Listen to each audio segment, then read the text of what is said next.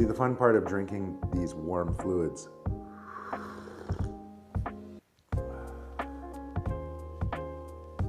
is to follow. It doesn't just it doesn't just drop into your stomach, right? There's still a degree of peristalsis, right? It's still working its way down. That's why you can swallow upside down, if you've ever tried. So it's literally getting worked into your body as opposed to just kind of going down a pipe.